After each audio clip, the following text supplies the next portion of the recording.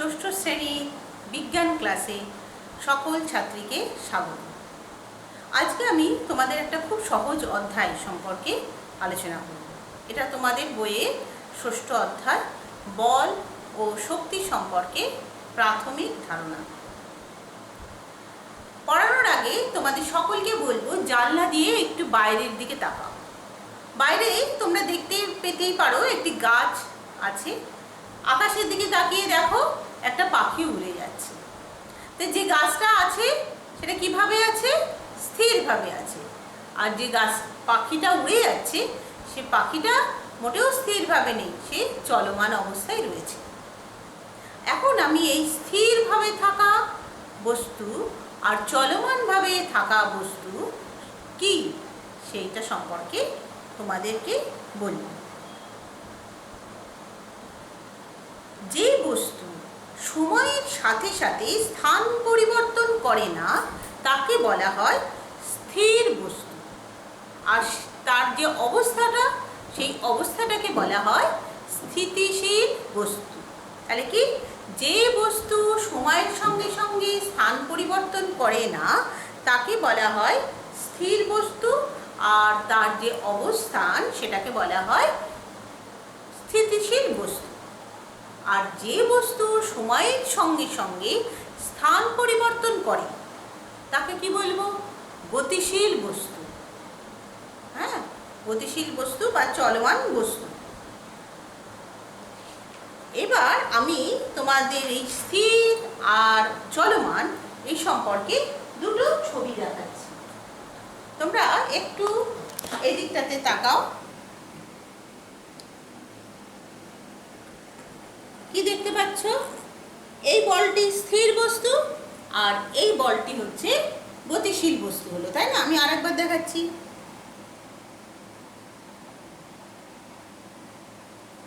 এটা কি? স্থির বস্তু। এটাকে নাড়িয়ে দিলাম। গতিশীল বস্তু। বুঝতে পারলে কি? তাহলে যেই বস্তু সময়ের সঙ্গে সঙ্গে স্থান পরিবর্তন করে না, ধরো আমার এই ডাস্টারটা, এটা কি? স্থিতিশীল বস্তু। এটা কি? গতিশীল বস্তু, বলটা, তাই তো? তাহলে বুঝলাম আমরা স্থিতিশীল বস্তু মানে যে বস্তু সময়ের সঙ্গে সঙ্গে স্থান পরিবর্তন করে না তাকে বলে স্থিতিশীল বস্তু। আর যে যেমন এখানে ডাস্টারটা, আর যে বস্তু সময়ের সঙ্গে সঙ্গে স্থান পরিবর্তন করে তাকে বলবো গতিশীল বস্তু। হলো। এবারে আমরা বল সম্পর্কে যে ধারণা সেই দিকে যাচ্ছি, অর্থাৎ তারপরে যে অংশটা উপ অংশটা রয়েছে সেটা সম্পর্কে বলছি। সেটা সম্পর্কে বলার আগে তোমাদের একটা ছবি দেখতে হবে।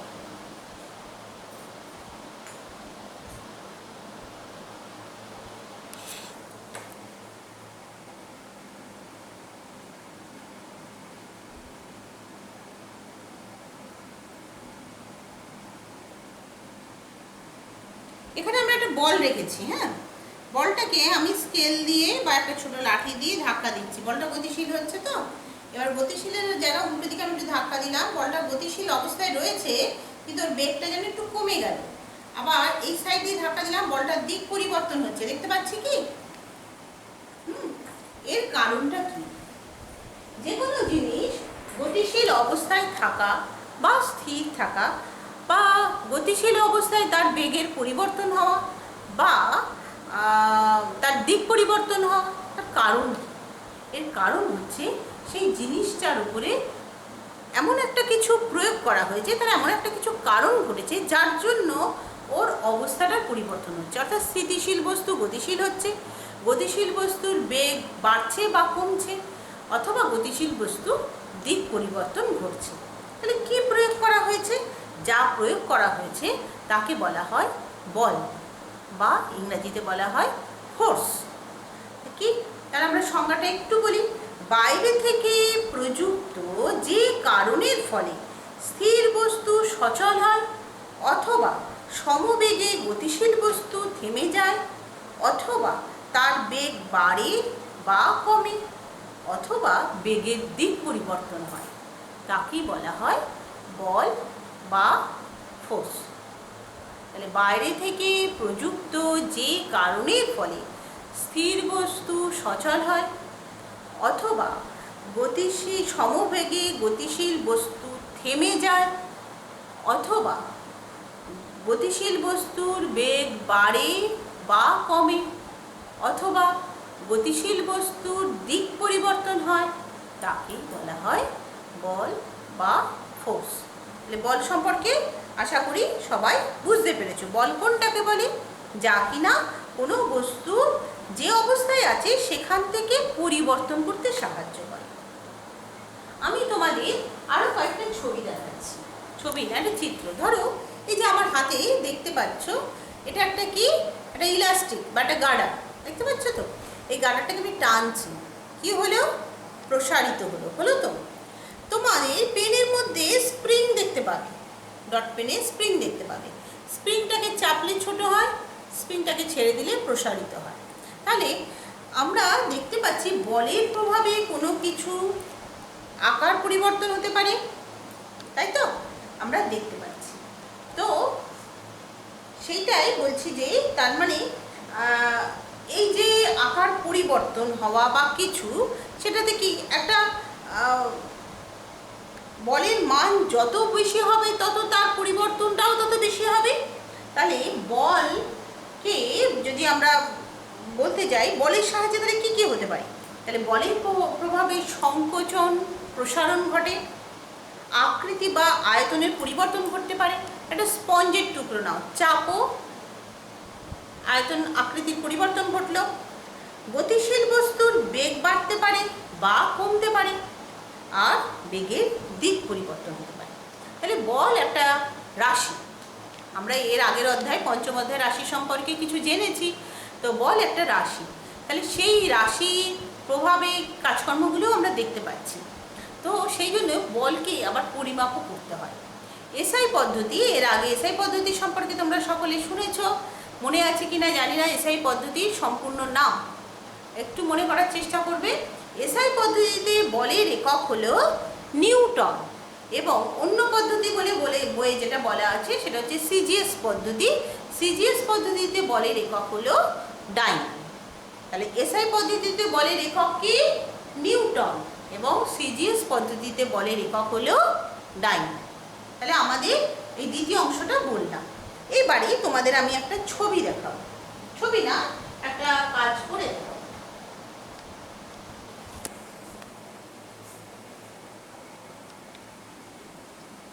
এখানে একটা পেরেক তোমরা দেখতে পাচ্ছ। পেরেক না বলে স্ক্রু যাই বলো, এটা পেঁচানো আছে, স্ক্রু বললেই মনে হয় ঠিক হয়। দেখতে পাচ্ছ স্ক্রুটা গতিশীল হলেও আমার হাতে কি আছে? চুম্বক, ম্যাগনেট আছে। এই ম্যাগনেটের অভাবে আমরা এর আগে দেখেছি যে বলটাকে যখন আমরা নাড়াচ্ছি, এটা স্কেল দিয়ে বা একটা লাঠি দিয়ে নাড়াচ্ছি, তাই না? তাকে স্পর্শ করে লাগাচ্ছি, স্পর্শ করে ধাক্কা দিয়ে বলটাকে নাড়াচ্ছি। বা যেমন ধরো এখানে একটা বল রয়েছে, এটাকে আমি স্পর্শ করে নাড়ালাম, এটা তোমরা স্পর্শ দিয়ে তোমরা বুঝতে পারলে। কিন্তু এখানটায় আমি দেখাচ্ছি স্পর্শ না করেও আমি পেরেকটাকে নাড়িয়ে দিলাম, তাহলে এটা স্পর্শহীন বল। তাহলে স্পর্শহীন বল দেখাতে গেলে আমরা কি ব্যবহার করলাম? চুম্বক বা ম্যাগনেট। আর একটা স্পর্শহীন বল তোমরা দেখবে, খেয়াল করো, আমি পেরেকটাকেই ব্যবহার করছি। নিচে পড়লো তো, কিসের আকর্ষণে পড়লো? আমাদের পৃথিবীতে অভিকর্ষ বা মাধ্যাকর্ষ রয়েছে, সেই মাধ্যাকর্ষণের আকর্ষণে এটা পড়লো। তাহলে এটাও স্পর্শহীন বল। পৃথিবী একটা অবিচ্ছিন্নভাবে ওকে টেনেছে, কিন্তু সেই আকর্ষণের কিছুই আমরা দেখতে পেলাম না, অথচ ওপর থেকে তুমি যাই ফেলো না কেন তা পড়ে যাবে। সেটা পাখির পালক হোক বা একটা লোহার বল হোক বা তোমার কোনো নিজস্ব কোনো খেলনা বা কোনো বস্তু, একটা বল হোক, যা ফেলে দেবে তার নিচে পড়ে যাবে। কেন নিচে পড়বে? কারণ পৃথিবী আমাদের তার অভিকর্ষ বলের সাহায্যে মাটিতে আকর্ষণ করে। এই মাধ্যাকর্ষণ বলের কথা কে বলেছিলেন? স্যার আইজাক নিউটন বলেছিলেন, তাই না? তো যাই হোক, সেই মাধ্যাকর্ষণ যে বল সেটাও কিন্তু স্পর্শহীন বল। তাহলে স্পর্শহীন বল সম্পর্কে আমরা জানলাম। এই স্পর্শহীন বল সম্পর্কে জানতে গিয়ে আমরা মাধ্যাকর্ষণের কথাও জানলাম। এই মাধ্যাকর্ষণের কথা জানতে গিয়ে আমরা আগের চ্যাপ্টারের একটা অংশের কথা একটু মনে পড়ে যাচ্ছে। সেটা কি বলা হচ্ছে? কোনো বস্তুর ভর এবং ভার সম্পর্কে কথা। ভর হচ্ছে কোনো বস্তুর মধ্যে যে পরিমাণ পদার্থ থাকে তাই হলো ভর, আর ভার হলো সেই বস্তুকে পৃথিবী যে বলে তার কেন্দ্রের দিকে আকর্ষণ করে তাই হলো তার ভার, যাকে আমরা সহজ কথায় বলি ওজন। তোমাদের বইয়ে একটা স্প্রিং তুলার ছবি আঁকা আছে, ছবি দেওয়া আছে স্প্রিং তুলা। স্প্রিং তুলা কি? স্প্রিং তুলায় আমরা দেখতে পাই একটা আংটা থাকে, আংটার পরে আর একটা এরকম অংশ দিয়ে একটা এরকম অংশ থাকে, যার মধ্যে এরকম দাগ কাটা থাকে, তাই না? স্কেলের মতন দাগ কাটা থাকে, তখন দাগ কাটা থাকে। এই দাগ কাটা দুপাশ দিয়ে দাগ কাটাগুলো থাকে,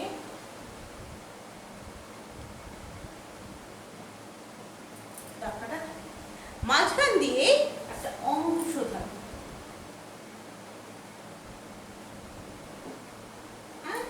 এই যে অংশটা আছে এটার সঙ্গে লাগিয়ে আমরা ভারটাকে ঝুলিয়ে দিই।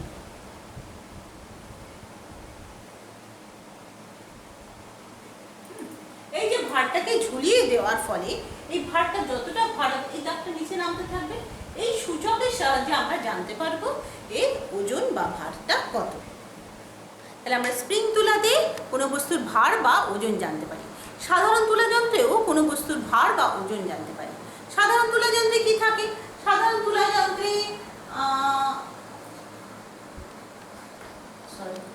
এরকম থাকে, দুপাশে দুটো পাল্লা থাকে। তোমরা দোকানে বাজারে গেলে দেখতে পাও জিনিসপত্রের যা দাম, কিন্তু মানুষের বেঁচে থাকার জন্য তো কিছু না কিছু কিনতে হচ্ছেই। হ্যাঁ, একদিকে বসানো থাকে বাটখারা, আর একদিকে তোমার জিনিসপত্র বসানো। এবার বাটখারাকেও পৃথিবী তার কেন্দ্রের দিকে আকর্ষণ করে, জিনিসপত্রকেও কেন্দ্রের দিকে আকর্ষণ করা হয়। তোমাকে সম ওজনে জিনিস যখন নিতে দেওয়া হয় তখন সাধারণ তুলা যন্ত্রে কোনো বস্তু ভার ওজন মাপা হয়, কারণ যে টানটা দুজনের সমান হয়ে যায় তবেই না উপরে কাঁটাটা সমান থাকবে, তাই নয় কি? তাহলে অভিকর্ষ বলটা উভয়েরই সমান, তাহলে কোনো বস্তুতে যে পরিমাণ ভর আছে সেটাই মাপা হয়। সেটা দিয়ে বাটখারার সাহায্যে মেপে তোমাকে কোন জিনিস তুমি দোকান থেকে কিনতে পারো, তাই না? এটা হচ্ছে আমাদের যে স্পর্শহীন বল, সেই সঙ্গে কিছু অংশ আমরা পড়ে নিলাম বা দেখিয়ে নিলাম। ঠিক আছে, এবার আসছি আমরা শক্তির পরীক্ষাতে। শক্তির পরীক্ষা, শক্তি কি? শক্তি হচ্ছে আমাদের কাজ করার সামর্থ্য। যার যত সামর্থ্য আছে সে তত কাজ করতে পারে। সবাই কি পারি কাজ করতে? সব রকম। খুব দুর্বল লোকের পক্ষে খুব ভারী কাজ করা কি খুব সম্ভব? তার কষ্ট হবে বেশি। মনের জোরের সাহায্যে মানুষ অনেক কাজই করতে পারে ঠিকই, কিন্তু তবুও এই যে কাজ করার যে শক্তি, তা কিন্তু সেই যিনি করবেন কাজ তার সামর্থ্যের উপর নির্ভর করে। তো তার সামর্থ্যটা কোথা থেকে আসে? তিনি যে খাবার গ্রহণ করেছেন, যে খাদ্য খেয়েছেন, সেই খাদ্য থেকেই তার সামর্থ্য বা কাজ করার সামর্থ্য থাকে। আমি সারাদিন ধরে স্কুল করে যখন বাড়ি ফিরলাম তখন আমি নিশ্চয়ই খুব ক্লান্ত থাকবো, তাই নয় কি? সেই রকমই আমাদের মাঠে তোমরা যদি বিকেলবেলায় দৌড়াদৌড়ি করে যখন বাড়ি ফেরো, এই পরিস্থিতিতে অবশ্য সব সম্ভব নয়, তবুও যদি এরকম একটা পরিস্থিতির কথা ভেবে নাও তখন খুব ক্লান্ত থাকো নিশ্চয়ই। তো সেই জন্য তখন আমাদের কাজ করার সামর্থ্যটা অনেকটা কমে যায়। তাহলে আমরা আবার যদি না খেয়ে থাকলেও সারাদিন ধরে, তাহলেও দেখা যায় কাজ করার সামর্থ্য অনেকটা কমে যায়। তাহলে কাজ করার সামর্থ্য থেকে আমরা শক্তি সংযোগ, কাজ করার সামর্থ্যকেই বলা হয় শক্তি। আর এই কাজ করার সামর্থ্যটা জন্মায় আমরা যে খাবার গ্রহণ করি বা যে পুষ্টি আমাদের শরীরে আছে তার থেকে। তাহলে খাবারের থেকে আমরা শক্তি পাই, তাই তো? খাদ্য থেকেই কাজ করার সামর্থ্য আসে, যা থেকে শক্তি হয়। এই শক্তির প্রকারগুলো, পৃথিবীতে শক্তি অনেক রকম হতে পারে। আমরা একটু আগে যখন স্থির বস্তু আর গতিশীল বস্তু সম্পর্কে আলোচনা করলাম তখন আমরা বুঝতে পারলাম পদার্থ স্থির অবস্থায় থাকতে পারে, গতিশীল অবস্থায় থাকতে পারে। তো স্থির অবস্থায় যখন পদার্থ থাকে তখন তার মধ্যে শক্তি সঞ্চিত হয়। গতিশীল অবস্থায় যখন থাকে পদার্থ তখন তার থেকে শক্তি কিছুটা করে কমতে থাকে। তো কীরকম? যেমন ধরো গতিশীল অবস্থায় থাকলে কাজ করার সামর্থ্যটাও বাড়ে, এখানে তোমাদের বইয়ে একটা খুব সুন্দর উদাহরণ দেওয়া আছে। 84 পাতায় একটা ভাঁড়ের ছবি দেওয়া আছে, মাটির ভাঁড়, যে চায়ের কুড়িগুলো যেরকম হয় ওরকম। সেই ভাঁড়ের ওপরে একটা পাথরের টুকরো আস্তে করে তুমি টাচ করলে, আস্তে করে স্পর্শ করলে, ভাঁড়টার কিন্তু কিচ্ছু হলো না। কিন্তু ওপর থেকে পাথরের টুকরোটাকে ঢিলের মতন তুমি যখনই ওর উপরে মারবে, তখন দেখা যাবে সে ভাঁড়টা ভেঙে গেল। তার মানে গতিশীল অবস্থায় ওর মধ্যে শক্তি বেশি ছিল, তাই তো? সেই শক্তি বেশি হওয়ার জন্য ভাঁড়টাকে ভাঙতে পারে। আমি তোমাদের আর একটা জিনিস দেখাচ্ছি। তোমাদের স্কুলের বেল আছে, ঘন্টা আছে, সেটা তো এখন দেখাতে পাচ্ছি না। এখানে আমি একটা দেখাচ্ছি, একটা বাদ্যযন্ত্র। এটা খুব মেলা টেলায় পাওয়া যায়। তো বাদ্যযন্ত্রটা স্থির হয়ে আছে, আমার কাছে ওটাকে বাজানোর একটা লাঠি হয়ে রয়েছে, এটাও স্থির হয়ে আছে। আমি ওকে আঘাত করলাম, শব্দ পাচ্ছ শুনতে সকলে? এইটা কি? এটা হচ্ছে যে স্থির হয়ে থাকা বস্তুর ওপরে এই যে আঘাত করছি, আঘাত করার ফলে কি উৎপন্ন হলো? শব্দ শক্তি উৎপন্ন হলো। তো সেই শব্দ শক্তি তোমরা শুনতেও পেলে সকলে। তাহলে আমরা বুঝতে পারছি যে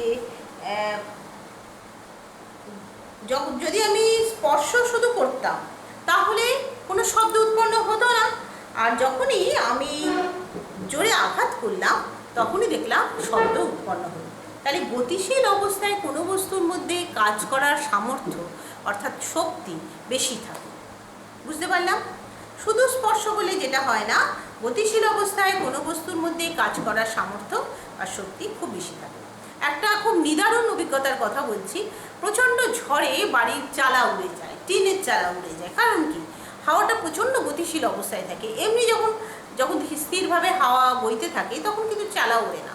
তো যখন প্রচণ্ড ঝড়ে হাওয়া ওড়ে, গতিশীল অবস্থায় হয়, তখন তার ক্ষমতা থাকে টিনের চালা উড়িয়ে নিয়ে যাওয়া। আচ্ছা, এবারে তোমাদের আকৃতি পরিবর্তনে কোনো বস্তুর মধ্যে কাজ করার সামর্থ্য বেশি জন্মায়, সেটা একটু পরীক্ষা করে দেখাচ্ছি তোমাদের। একটা বল দেখতে পাচ্ছি সকলে। এই জায়গাটা খুব মসৃণ, তো তাই বলের বেগটাও বেশি, হাওয়াও দিচ্ছে, বল নড়ছে। এই বলটাকে স্থির আছে। এখানে আমি একটা স্কেল নিয়েছি, সাধারণ প্লাস্টিকের স্কেল। এই স্কেলটাকে বাঁকিয়ে বলটাকে মারলাম। কি হলো? বলটা ছুটে চলে গেল। চলে গেল তো? এর কারণ কি? তার মানে কি, ওই যে স্কেলটাকে ব্যবহার করেছিলাম, ওই স্কেলটার আকৃতিটাকে আমি পরিবর্তন করেছিলাম, তাই নয় কি?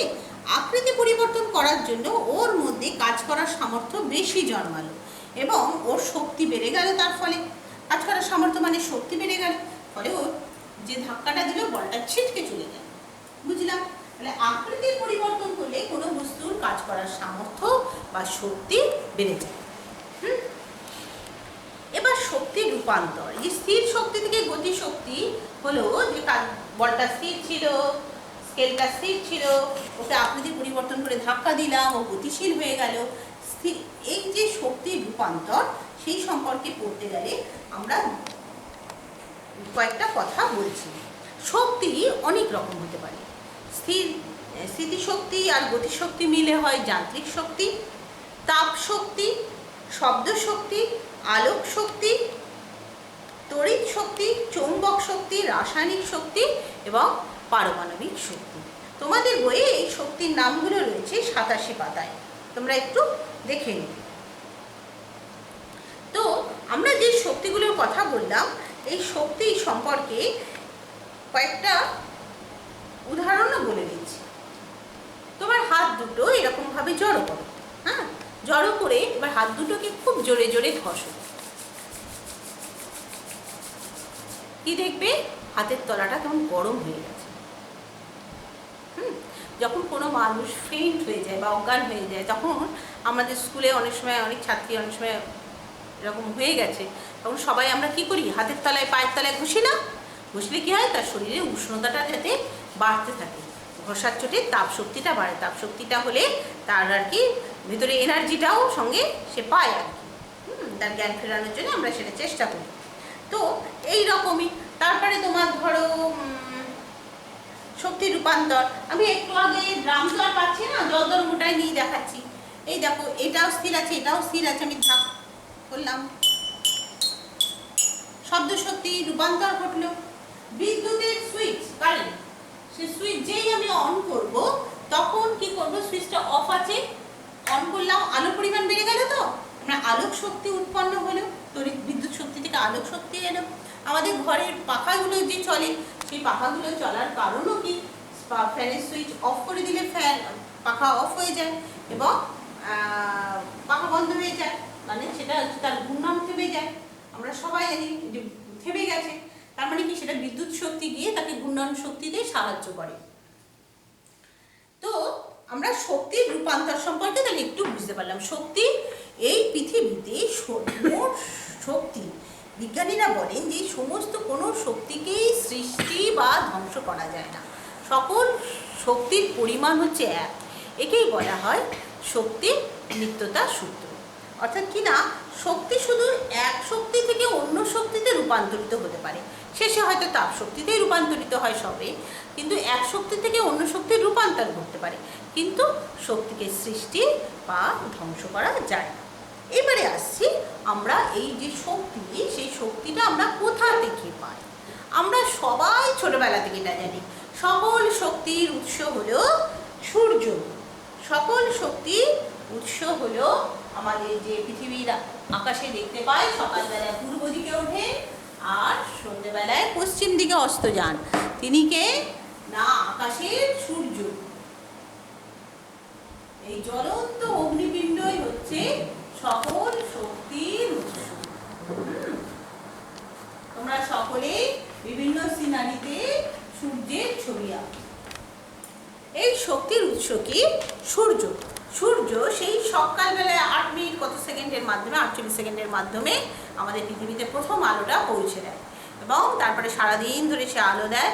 এবং আমাদের এই যে সবুজ উদ্ভিদ রয়েছে তার সমস্ত পাতাগুলো, তার সবুজ পাতার মধ্যে যে ক্লোরোফিল কণাগুলো আছে, তারা এই সূর্যের আলো তাপটাকে তারা নিতে পারে, নিয়ে তারা যে খাবার তৈরি করে, যে গাছ তো খাদ্য তৈরি করে, আমরা সবাই জানি গাছের উপর আমরা প্রত্যক্ষ বা পরোক্ষভাবে খাদ্যের জন্য নির্ভরশীল। তারা সেই খাদ্যের মধ্যে সৌরশক্তিকে রাসায়নিক শক্তিতে পরিণত করে যার মধ্যে ওরা জমিয়ে রাখে, অর্থাৎ স্থিতিশক্তি হিসাবে। এইবার যে যতটা জমিয়ে রাখলো, এইবার সেই গাছকে কেউ খাদ্য হিসাবে সরাসরি, কেউ কেটে পাতা টাতা কেটে নিয়ে খাবার খাচ্ছে, কোনো তৃণভোজী প্রাণী তাকে ভক্ষণ করছে, তাকে খাচ্ছে, তারপরে কোনো মাংসাশী প্রাণী সেই তৃণভোজীকে খাচ্ছে। এইভাবে আমাদের সেই শক্তি সূর্য থেকে গাছের পাতায়, সূর্য থেকে গাছের পাতায়, সবুজ গাছের পাতায় পৌঁছায় এবং গাছের পাতা থেকে তৃণভোজী প্রাণী, ছাগল, গরু, ভেড়া, হ্যাঁ, এদের কাছে গিয়ে পৌঁছালো, খরগোশ, সজারু, এদের কাছে পৌঁছালো, জিরাফ, হাতি, তৃণভোজী প্রাণীর কাছে পৌঁছালো। আর তৃণভোজী প্রাণীর কাছ থেকে সেই খাবার আবার মাংসাশী প্রাণী বা সর্বভূক প্রাণীরাও গ্রহণ করলো। সর্বভূক মানে যারা ঘাস পাতাও খাচ্ছে, মাংসও খাচ্ছে, যেমন মানুষ, হ্যাঁ, আবার মাংসাশী প্রাণীরা তো মাংসই খেয়ে বেঁচে থাকে, বাঘ, সিংহ, এরা। তো তাদের কাছে এইভাবে শক্তি আস্তে আস্তে একজনের থেকে আরেকজনের পৌঁছে যায়। এবারে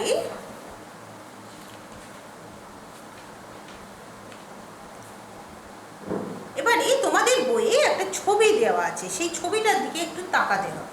এই ছবিটা দেখিয়ে আমি তোমাদের একটু পড়াবো। এটা হচ্ছে 91 পেজ, 91 পাতায়। তোমরা সকলেই বইয়ের এই পেজ নাম্বারটা বের করে ফেলো। এবার আমি যেটা বলবো তোমরা সেটা দেখবে। একটু উপরে তোলো। তো এবার সেইখানে কি দেখতে পাচ্ছি, আমরা দেখতে পাচ্ছি পাতার ঠিক মাঝখানে সূর্যদেব রয়েছেন, অর্থাৎ সকল শক্তির উৎস সূর্য রয়েছে। সেই সূর্য থেকে শক্তি পাচ্ছে কি, সবুজ উদ্ভিদ তার গাছের পাতার মধ্যে সে নিচ্ছে, সালোক সংশ্লেষ প্রক্রিয়ায় রাসায়নিক স্থিতিশক্তি রূপে সে খাবার সঞ্চয় করে রাখছে। সেইখান থেকে সেই খাবার তৃণভোজী প্রাণী খাচ্ছে, তৃণভোজী প্রাণীকে মাংসাশী প্রাণী খাচ্ছে। তো সব শেষে জীবের জন্মিলে মরিতে হবে, অমরকে কোথা রবে। আমরা পৃথিবীতে সবাই এসেছি ক্ষণিকের অতিথির মতো, তাই না? তাই সমস্ত জীবের মৃত্যু ঘটে, মানুষেরও মৃত্যু ঘটে, পৃথিবীর সকল প্রাণীরই মৃত্যু ঘটে। তো একদিন তো আমরা মাটিতে শায়িত হয়ে যাব, আমাদের মৃত্যু হবে। তো মৃত্যুর পরে বহু বছর ধরে মাটির নিচে চাপ এবং তাপের ফলে এই যে জীবদেহ সেগুলো কিসে পরিণত হয়ে যায়? কয়লা, পেট্রোলিয়াম এসবে পরিণত হয়ে যায়। তোমরা সবাই পড়ে এসছো মাটির নিচ থেকে খনিজ পদার্থ উত্তোলন করা হয়, অনেক আগেই পড়ে এসছো। এই খনিজ পদার্থ থেকেও তাপ শক্তি পাওয়া যায়, সেই তাপ শক্তি থেকে বিদ্যুৎ শক্তি তৈরি হয় এবং এই বিদ্যুৎ শক্তি আমরা এইভাবে তৈরি করতে পারি। তো এবার আরেকটা কি পদ্ধতি বলছি, এইবার বলছি সূর্যের তাপে বায়ুর প্রবাহের মাত্রা বেড়ে যায়, জলের মধ্যেও আলোড়ন সৃষ্টি হয়, জল তাপে বাষ্পীভূত হয়ে আকাশে মেঘ তৈরি করে, মেঘ তৈরি হলো। আর যে বায়ু প্রবাহ মাত্রা যখন বেড়ে গেল, সেখানে বায়ুতে ওখানে উইন্ড মিল বাত পতাকা সেগুলো ঘুরিয়ে নিয়ে তাপ বিদ্যুৎ শক্তি তৈরি করা হয়। আর জলের যে বাড়া কমা যেগুলো হয়, জোয়ার ভাটা, সূর্যের আলো চাঁদে গিয়ে পড়লো, জোয়ার ভাটা ইত্যাদি হচ্ছে, বা ধরো যে সঞ্চিত জলের পরিমাণ, সেখান থেকে জলকে যখন ছাড়া হয় নদীর উচ্চ অবস্থান থেকে জলপ্রপাতের মুখে বা কিছু, সেখানে টারবাইনের চাকা বসানো থাকে, সে ঘুরতে থাকে, তার উপর দিয়ে জল প্রবাহিত হয়, তখন সেখান থেকে জলবিদ্যুৎ তৈরি হয়। এবং বা সরাসরি সূর্যকে সৌরকোষ বা ওই যে সোলার প্লেটগুলো থাকে তার মাধ্যমে সৌরশক্তি এসে পড়ে, সেখান থেকেও বিদ্যুৎ শক্তি তৈরি হয়। বিদ্যুৎ শক্তিকে কাজে লাগিয়ে আমাদের বিভিন্ন ধরনের ইলেকট্রনিক্স গেজেট বা বিভিন্ন ধরনের যন্ত্রপাতি সেগুলো চালনা করা হয়। হয়ে গেল। এবারে আসছি খাদক শ্রেণী। খাদক শ্রেণী সম্পর্কে আমরা একটু ধারণা দিয়েই দিয়েছি এর আগে। প্রাথমিক খাদ্য শৃঙ্খল বলতে কি বুঝি? আমরা দেখতে পাই কিছু প্রাণী সরাসরি উদ্ভিদকে খাদ্য হিসেবে গ্রহণ করে, আবার কিছু প্রাণী সেই প্রাণীকে ভক্ষণ করে, আবার কোনো কোনো প্রাণী আবার উদ্ভিদকেও খায়, আবার কোনো প্রাণীকেও খায়। তাহলে আমরা একটা খাদ্য শৃঙ্খলের চিত্র দেখতে পাচ্ছি, সেটা হচ্ছে তোমাদের 92 পাতায় আছে। কি দেখতে পাচ্ছি? সূর্য। 92 পাতার ছবি দেখছি সূর্য। সূর্য পড়েছে সবুজ ঘাসের উপরে, সবুজ ঘাস তার খাবার তৈরি করেছে, সেই সবুজ ঘাস খেতে এসেছে একদল হরিণ। তাহলে প্রথমে হচ্ছে সূর্য হচ্ছে শক্তির উৎস, সেখান থেকে এলো হচ্ছে গাছে, সে হচ্ছে উৎপাদক, এবং গাছ থেকে এলো হরিণের কাছে, হরিণ হলো প্রথম শ্রেণীর খাদক, হরিণকে খেলো সিংহ, সিংহ হলো দ্বিতীয় শ্রেণীর খাদক। আমরা চলে আসি পরের পাতায় 93 পাতায়, সেখানে একটা ছবি দেখতে পাচ্ছি সূর্য সকল শক্তির উৎস, সেই সূর্যের আলোয় খাবার তৈরি করছে সবুজ উদ্ভিদ, সেই সবুজ উদ্ভিদের গায়ে বসেছে গঙ্গা ফড়িং। গঙ্গা ফড়িংকে কে খেয়েছে? না, একটা ব্যাঙ খেয়েছে। ব্যাঙের জিভ কি সামনের দিকে লাগানো থাকে, পেছনের দিকে খোলা থাকে, তাই তো? চাপাং করে ফেলে গঙ্গা ফড়িংটাকে খেয়ে নিল। সেই গঙ্গা ফড়িংটাকে আবার কে খেলো? একটা বিষধর সাপ, সে ছিল কিনা গাছের ডালে, সে ওত পেতে ছিল কখন ব্যাঙটাকে খাবে, টপ করে সে খেয়ে নিল, ব্যাঙটাকে খেলো। এবার সেই সাপকে খাওয়ার লোকও আছে, কি না গাছের ডালে যে ময়ূরটা বসে আছে সে লক্ষ্য করছে সাপটাকে, সে এবার সাপটাকে খেয়ে ফেলল। ময়ূর তো খেলো, ময়ূর তো জানে না গাছের মগ ডালের দিক একটু আগের ডালে, মানে অত দুর্বল ডালে না, একটু আগে একটা চিতাবাঘ বসে আছে, চিতাবাঘ গিয়ে খেলো ময়ূর। তাহলে আমরা কি দেখতে পাচ্ছি? প্রথমে হচ্ছে উৎপাদক সূর্য, প্রথমে হচ্ছে সূর্য সকল শক্তির উৎস, যেখান থেকে আমরা এলাম গাছের মধ্যে, গাছ কি হলো? উৎপাদক। উৎপাদকের পরে প্রথম শ্রেণীর খাদক হলো গঙ্গা ফড়িং, তারপরে দ্বিতীয় শ্রেণীর খাদক হলো ব্যাঙ, তৃতীয় শ্রেণীর খাদক হলো সাপ, চতুর্থ শ্রেণীর খাদক হলো ময়ূর, এবং পঞ্চম শ্রেণীর খাদক হলো বাঘ। তাহলে 1 2 3 4 5, 5টা স্তর। এই যে স্তর, এটাকেই বলা হয় খাদ্য শৃঙ্খল। বুঝলাম কিছু? খাদ্য তার মানে কীভাবে একজন জীবের থেকে আরেকজন জীবের মধ্যে চলে যাচ্ছে। প্রথমত গাছ যে শক্তিটাকে সূর্যের কাছ থেকে পাচ্ছে, তাতে তার নিজের শারীরবৃত্তীয় ক্রিয়া তো চলছে, তার শ্বাস গ্রহণ, তার নিজের প্রতিটা কোষে খাবারের যোগান দেওয়া, সেসব কাজগুলো হয়ে যাচ্ছে। বাকি শক্তি সে কী করছে? তার শরীরে অন্যান্য অংশে খাদ্য হিসেবে সঞ্চিত রাখছে। এইবার সেই খাদ্যকে যখন একটা গঙ্গা ফড়িং এসে সে গাছের পাতা থেকে কিছুটা পাতা খেয়ে নিল, তখন সে সঞ্চিত খাদ্যে ভাগ বসালো, সেই সঞ্চিত খাদ্যে সে গঙ্গা ফড়িং পাতাটা খেল। গঙ্গা ফড়িং উঠতে না উঠতেই ব্যাঙ তার লম্বা জিভটা ঠাকাস করে বের করে দিয়ে তাকে খেয়ে ফেলল। কী হলো?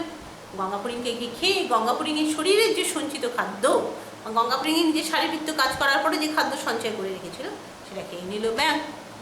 একই কাজ করলো সাপ, সাপের পর একই কাজ করলো ময়ূর, ময়ূরের পর একই কাজ করলো খাদ্য শৃঙ্খলের সব শেষে থাকা বাঘ, চিতাবাঘ, সেও এই একই কাজ করবে।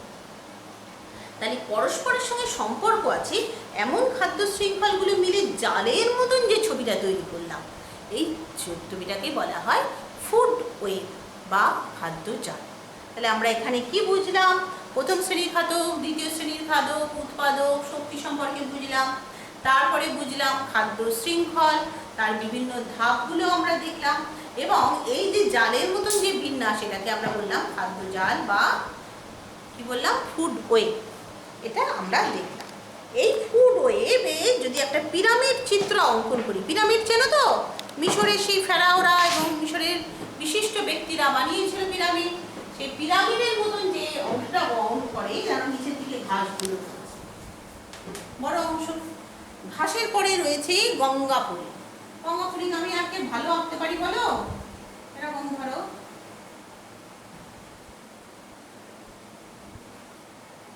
গঙ্গাপুরিং রয়েছে। গঙ্গাপুরিং এর উপরে কে রয়েছে? ব্যাং বাবাজি। এই ব্যাং আমরা আঁকলাম বাবাজি।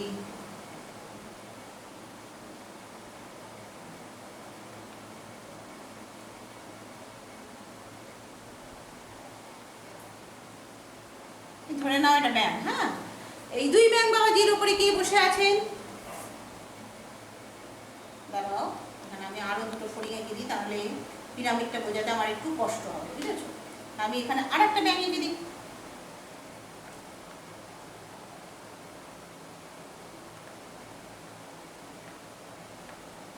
এই ব্যাং বাবাজিরা বসে আছেন, এই দুই ব্যাং বাবাজির উপরে বসে আছেন। ওরে বাবারি, চিনতে পারছো নিশ্চয়ই সবাই, ভালো আঁকা না হলেও।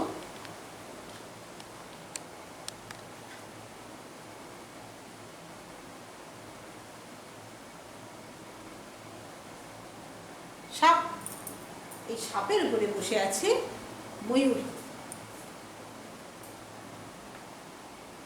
বাবা, ময়ূর তো আমি আঁকতে পারবো না।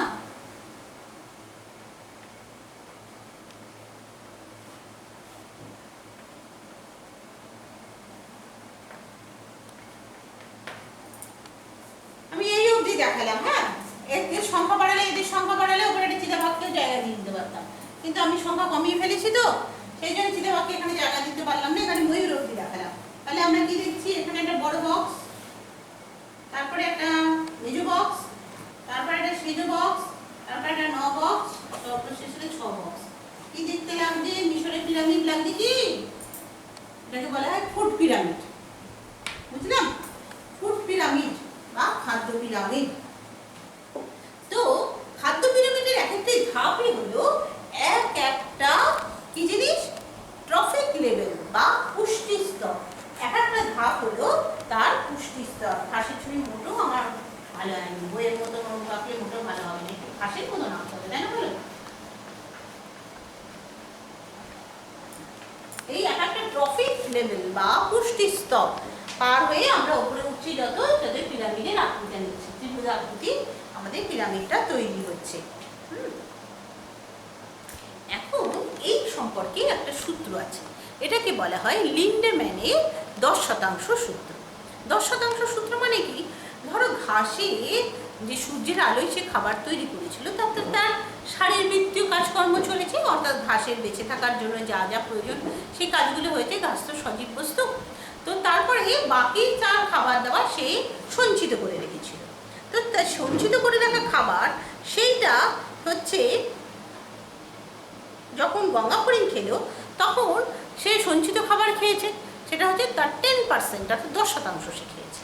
এবার গঙ্গাপুরিংয়ের দেহে তার কাজকর্ম করে যাওয়ার পরে যে শক্তি রয়েছে, সেখান থেকে গঙ্গাপুরিংকে যখন তার ব্যাং খাচ্ছে, সে গঙ্গাপুরিংয়ের থেকেও 10% খাচ্ছে। ব্যাংকেও যখন সাপ খাচ্ছে, তখন সেও আরও 10% খাচ্ছে, মানে 10%। এই করতে করতে লিন্ডেম্যান বলছে যে প্রতিটি ট্রফিক লেভেলে গৃহীত শক্তি প্রায় 10% ওই পুষ্টি স্তরে জীবদের দেহ গঠনের কাজে লাগে, যা পরবর্তী ট্রফিক লেভেলে জীবেরা গ্রহণ করে থাকে। সেটাই হলো লিন্ডেম্যানের 10% সূত্র।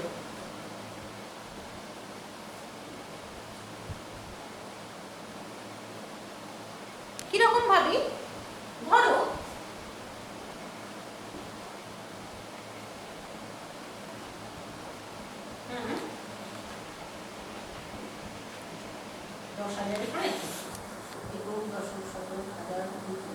ধরো এত ক্যালোরি ঘাসে আছে, হ্যাঁ, তো এখান থেকে সে যখন খাদ্য গ্রহণ করছে এর 10% নিচ্ছে, মানে একটা শূন্য কমে যাবে, তাই না?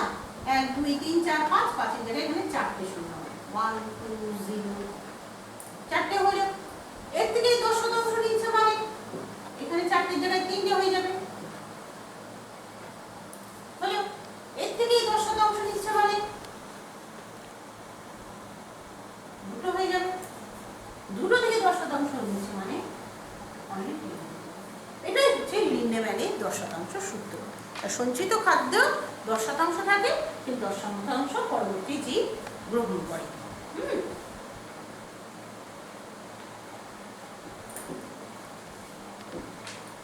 লিন্ডেম্যানের 10% সূত্র। এবার এই শক্তি সমস্যা, এই যে শক্তি প্রসঙ্গে আমি একটু আগে আলোচনা করেছি, জীবদেহ মাটির নিচে চাপা পড়ে যায় এবং কয়লা এবং পেট্রোলিয়াম উঠে।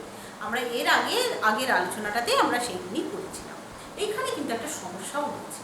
ধরো মাটির নিচে হাজার হাজার লাখ লাখ বছর আগে জমে জমে থাকা যে জীবদেহ কয়লা বা খনিজ তেল রয়েছে, তা যদি আমরা তুলতেই থাকি তাহলে সেই ভাড়ার একদিন শেষ হবে, শূন্য হবে।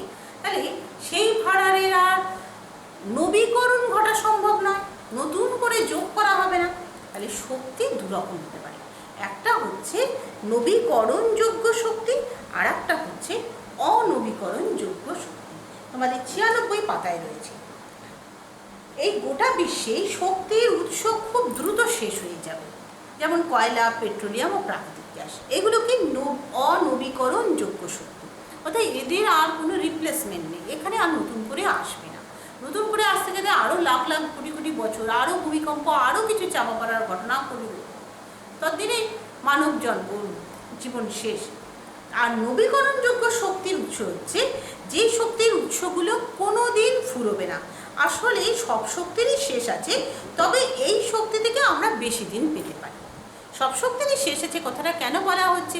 এই মহাবিশ্বের সকল শক্তির উৎস হচ্ছে সূর্য, এবং সূর্য এখন বর্তমানে মিডল স্টেজে আছে, অর্থাৎ সূর্যের সৃষ্টি অবস্থা থেকে আমরা মিডল স্টেজে আছি। তোমরা গুগলের বইয়ে সকলে পড়েছো নিশ্চয়ই, যেখানে সূর্যে আকাশের তারাগুলো কোনটা লাল, কোনটা হলদে, কোনটা সাদা, তার উপরে বোঝা যায় যে সেই তারাগুলো মানে কতদিন বয়স হয়েছে, সেই আন্দাজ বোঝা যায়।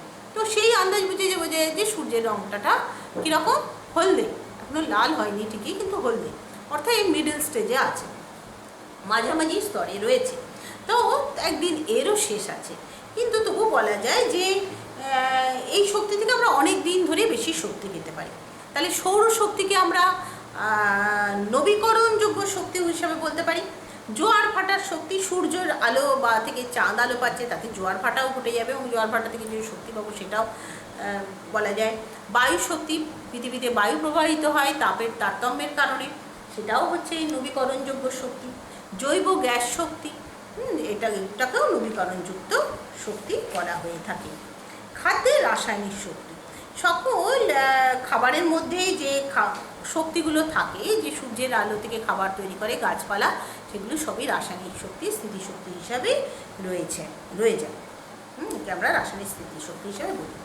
আমরা এর পরের যে অংশটা সেটাতে চলে আসি, সেটা হচ্ছে প্রাত্যহিক জীবনে ঘর্ষণ ফল সংক্রান্ত কথাবার্তা। প্রাত্যহিক জীবনে ঘর্ষণ ফল সম্পর্কে খুব সাধারণ একটা কথা বলছি। তুমি মসৃণ তলের উপরে একটা বল যেভাবে ঘুরিয়ে যাবে, একটা ঘাসের জমির ওপরে বলটা গড়াতে গেলে কিন্তু অনেক আস্তে আস্তে গড়াবে, মসৃণ স্তরে বল খুব দ্রুত গড়াবে। কিন্তু তুমি যদি এবড়ো খেবড়ো জায়গায়, ধরো আমার এই টুলটার উপরে আমি বলটাকে গড়াতে দিই, ও কিন্তু অনেকটাই আস্তে আস্তে গড়াবে, কারণ টুলের সারফেসটা, একটু ছবিটা দেখা, সারফেসটা হচ্ছে এবড়ো খেবড়ো, অর্থাৎ অমসৃণ।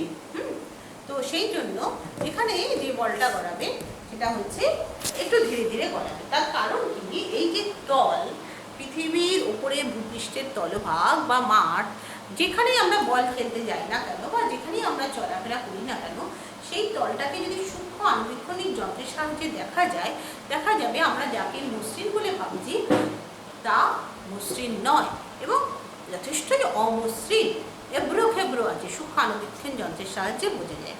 এই যে অমসৃণ সারফেস বা যে পৃষ্ঠতল, তা হচ্ছে আমরা যখন চলছি, ফিরছি বা বল গলিয়ে দিচ্ছি, তারা হচ্ছে বাধা দেয়। এই বাধাকেই বলা হয় ঘর্ষণ বল। বুঝেছো? এই বাধাকে কি বলা হয়? ঘর্ষণ বল। এই ঘর্ষণ বলের জন্য আমি বলটা ঘুরিয়ে দিলাম, অনন্তকাল ধরে চলতে থাকলো তা হবে না, একটা সময় বলটা ঠিক থামবে। ঘর্ষণ বলের জন্য এটা থেমে যায়।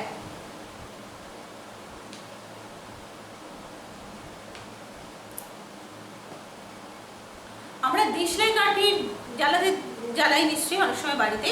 দেশলাই বাক্সের সাইডে যে বারুদের বিন্দু বিন্দু দিয়ে কি করা হয়, ওটা ঘর্ষণ বল বাড়িয়ে দেওয়ার জন্য উঁচু নিচু এবড়ো খেবড়ো করে দেওয়া হয় এবং কাঠিটা ঘষলেই ওটা জ্বলে যায়, ঘর্ষণ বল বাড়ে। তোমরা খাতাতে যখন রাবার দিয়ে ঘষো, পেন্সিলের দাগ ঘষতে ঘষতে কি হয়, ঘর্ষণ বলের ফলে যা দাগটা যেমন মুছে যায়, একই সঙ্গে রাবারটাও হয়ে ছোট হয়ে আসে। তো এইগুলো হচ্ছে ঘর্ষণ বল।